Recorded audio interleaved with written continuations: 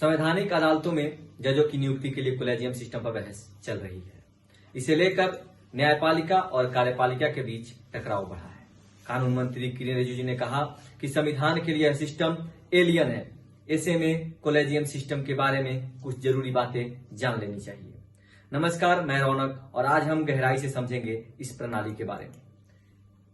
सर्वोच्च न्यायालय और राज्यों के उच्च न्यायालय में न्यायाधीशों की नियुक्ति के लिए सर्वोच्च न्यायालय के द्वारा ही कॉलेजियम प्रणाली को अस्तित्व में लाया गया, जिसमें सर्वोच्च न्यायालय के मुख्य न्यायाधीश समेत कुल 5 न्यायाधीश होते हैं।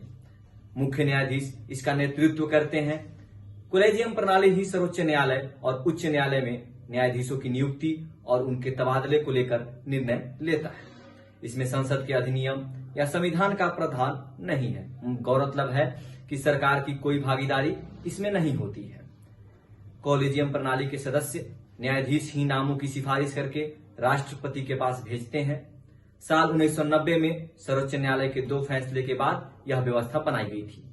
साल 1993 में इसी प्रणाली के जरिए उच्च न्यायालय में न्यायाधीशों की नियुक्ति शुरू की गई। कॉलेजियम प्रणाली जिन न्यायाधीशों का चुनाव करती है उन्हें राष्ट्रपति के पास भेजा जाता है और उनकी मंजूरी मिलने के बाद जजों की नियुक्ति की जाती है।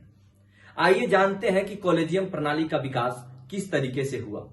स्वतंत्रता के बाद भारत ने 1950 में संविधान को अपनाया, जिसके अनुसार 1973 तक राष्ट्रपति ने भारत के मुख्य न्यायाधीश और सर्वोच्च न्यायालय के शेष न्यायाधीशों की मुख्य न्यायाधीश और अन्य न्यायाधीशों के परामर्श से नियुक्त किया। जिसके बाद साल 1973 तक उस समय की सरकार और भारत के मुख्य न्यायाधीश के बीच आम सहमति थी। एक सम्मेलन का गठन किया गया था जहां सर्वोच्च न्यायालय के वरिष्ठतम न्यायाधीश भी को भारत के मुख्य न्यायाधीश के रूप में नियुक्त किया जाता था। इसी बीच 1973 में NN रे की भारत का मुख्य न्यायाधीश के रूप में नियुक्त किया गया था।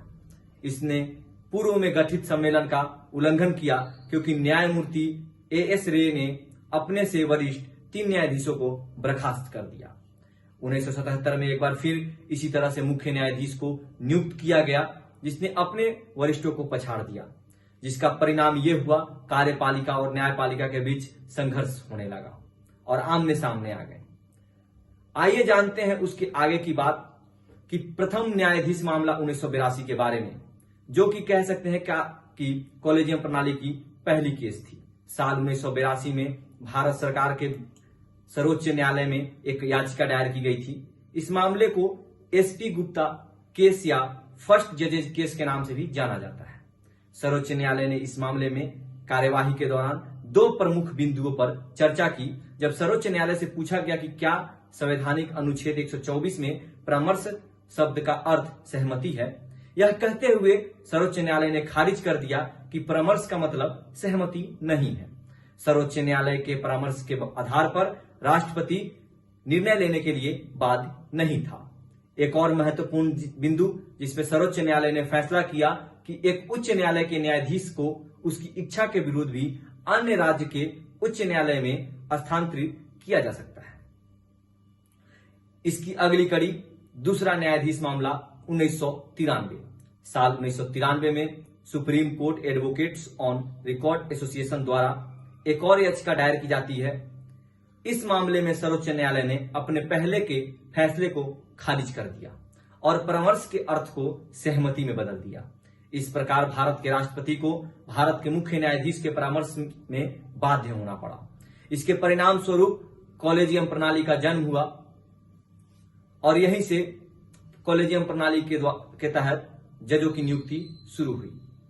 तीसरा न्यायाधीश मामला 1998 में, जिसमें संविधान के अनुच्छेद 124, 217, 222 में परामर्श शब्द के अर्थ पर सवाल उठाते हुए सर्वोच्च न्यायालय ने राष्ट्रपति को संदर्भ जारी किया।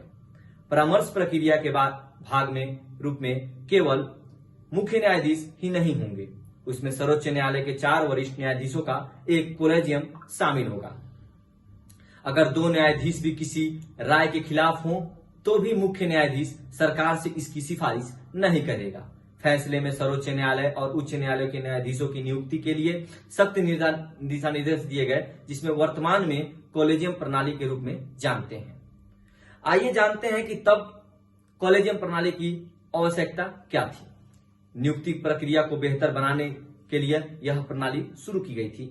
यह सुनिश्चित करने के लिए कि मुख्य न्यायाधीश की राय केवल उनकी राय नहीं बल्कि न्यायपालिका के शीर्ष स्तर पर बैठे लोगों के एक निकाय द्वारा सामूहिक रूप से बनाई गई राय है। बुनियादी ढांचे के एक हिस्से के रूप में न्यायपालिका को स्वतंत्रता को बनाए रखते हुए कानून को शासन के सुरक्षित करने के लिए हमारी लोकतांत्रिक व्यवस्था को बनाए रखे कॉलेजियम प्रणाली का जरूरी था। आइए जानते हैं कि कॉलेजियम प्रणाली की आलोचना किस स्तर पर की जाती है और क्यों की जाती है। बार बार यह देखा जाता है कि कॉलेजियम प्रणाली की आलोचना सरकार, वरिष्ठ अधिवक्ता तो कभी कभी आम लोग, जनमानस भी करने लगते हैं। उसके पीछे का मुख्य कारण यह है कि कॉलेजियम प्रणाली का संविधान में कहीं भी उल्लेख नहीं है। न्यायपालिका का स्वयं न्यायाधीशों का चरम करने की शक्ति को बनाए रखने के लिए विकसित करना। कॉलेजियम प्रणाली के द्वारा न्यायाधीशों का चयन अलोकतांत्रिक है, क्योंकि न्यायाधीशों का चयन लोकतंत्र है के रूप से नहीं की जाती है। इसमें लोगों का कोई भी रोल नहीं होता है और इसमें न्यायाधीशों के लोगों के प्रति जवाबदेह नहीं होते हैं। चयन में पारदर्शिता नहीं होना और कामकाज में अस्पष्टता होना भी एक बहुत बड़ी वजह है कॉलेजियम सिस्टम के आलोचना की। पूर्व मुख्य न्यायाधीश और वरिष्ठ वकीलों के बेटे बेटी और उनके रिश्तेदारों को चयन और न्यायिक प्रक्रिया में प्राथमिकता देना भी बहुत बड़ी कमी कॉलेजियम प्रणाली में दिखती है, जो कि वंशवाद को बढ़ावा देती है।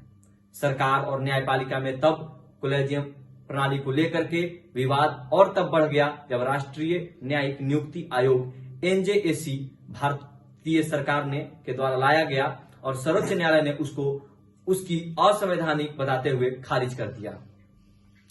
NJAC 19वें संविधान अधिनियम, जिसने NJAC और NJSC अधिनियम की स्थापना की, 2014 में संसद द्वारा NJAC को पारित किया गया। इसकी वजह से न्यायाधीशों की नियुक्ति में सरकार की भूमिका अनिवार्य रूप से बढ़ जाएगी।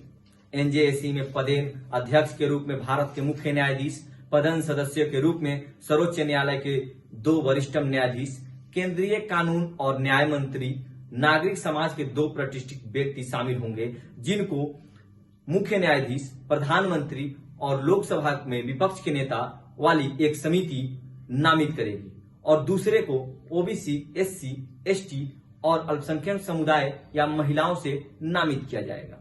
एक सामूहिक आदेश में 16 अक्टूबर 2015 को सर्वोच्च न्यायालय ने 4.1 के बहुमत से NJAC अधिनियम 2014 को रद्द कर दिया, जिसका उद्देश्य न्यायपालिका में न्यायाधीशों की नियुक्ति के 2 दशक पुरानी कॉलेजियम प्रणाली को बदलना था। धन्यवाद।